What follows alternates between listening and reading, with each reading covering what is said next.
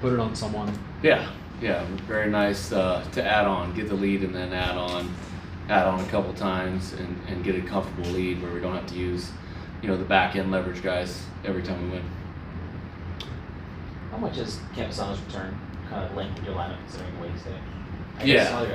Yeah, you're exactly. I think that's what we hope from Campy.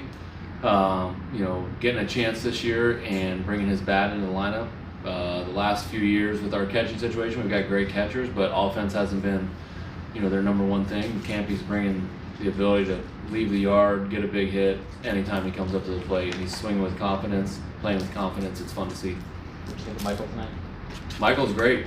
I think that first inning, him laughing with Ketel Marte might have taken him out of his focus a little bit, walks the next guy, ends up giving the double right on the line. So, gives up that run, but bounces back right out of it, gives 5 shutout, finishes that 6, gets out of it, and then handed it over to the bullpen. But a great outing from him. How would you kind of size up what his first half of the season has been? Because he's obviously got pretty good numbers. I think he would say he hasn't been as good as he wants to be. What would you kind of size it up? Yeah, he wants to never give up a run ever in his entire life, which we know is impossible. But Michael has fought through everything this year. He has taken the ball for us every single time. He's one guy that we look forward to in the rotation. We know we have a really good shot when he's our starting pitcher. And he's pitched really well for the majority of the season. He's had a couple outings, as everybody does throughout the year, that don't go his way, but he's definitely our number one and the guy we look to get us on track. Since Jake got back, he's been hitting pretty good. You guys have dealt with a lot of injuries this season. Your thoughts on guys getting back and getting that good from those type of injuries? Yeah, you're right. It makes our lineup better. We get Jake Cronenworth and Luis Campusano, stick them in the lineup, and our offense is naturally better with those guys. They take great at bats. They can do damage. They can drive in runs. They can move runners. They can waste pitches. So it's great to have those 2 guys back in the lineup. The other guys that were here before them held the line. Got it to where we're still in the hunt, and those guys came back, and hopefully this jump starts our offense a little bit to keep going. Today was a big day for Miguel at the plate. Any thoughts on his appearance at the plate with 3 doubles, runs by the inning? Yeah, it was great. We got Manny getting the day off today, so we get the other, another big right-handed bat in there, and he has been limited plate appearances here against right-handed pitching, and tonight he showed why we need to put him in the lineup more often. So, Miggy had a great game today. Just what we expected from him. He's a doubles machine, and he had 3 of them tonight. I know you want more of those 4-run innings, and you guys end up scoring a lot. But back when it's 1-0, you guys manufactured a run and kind of made some things happen.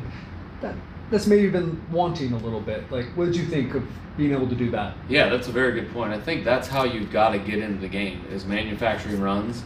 And then once you've gotten the lead, they're not going to bring their leverage guys in all that often. And that's when you've got to tack on and catch that back end of their bullpen. That's maybe not their leverage guys. So it's always going to be tough to score on leverage guys. But if we can manufacture runs off the starting pitcher, get him out of the game a little earlier, and then tack on runs late, that's a winning recipe for this team. Is it going to happen like that every single time? No, but we need it.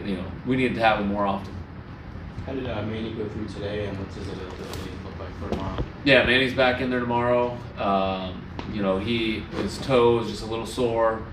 He had a root canal done today, so.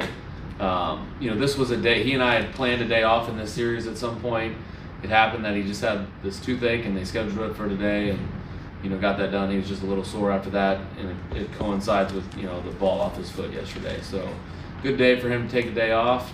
We were able to get a win without him, which is huge. It makes you feel good about giving him a rest day and then also getting a win. That's a double whammy for the Padres, and get him back in there against Merrill Kelly tomorrow. What was the explanation you got on Jace Bowen running down the line there? They said he was in the grass for too long, wasn't in the dirt at the 45-foot line. That was kind of their explanation.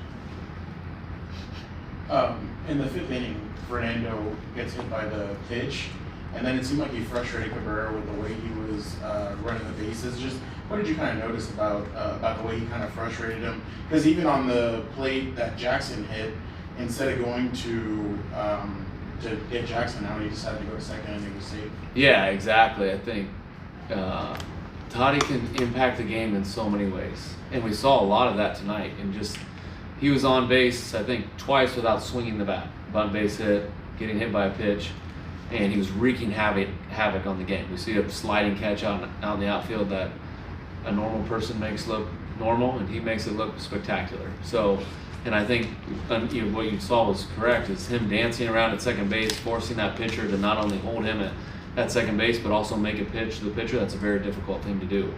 And his quickness to be able to read that ball back to the pitcher, get back to the base in time, get Jackson safe at first is, enormous in that inning. You could argue that was, game-changing play right there.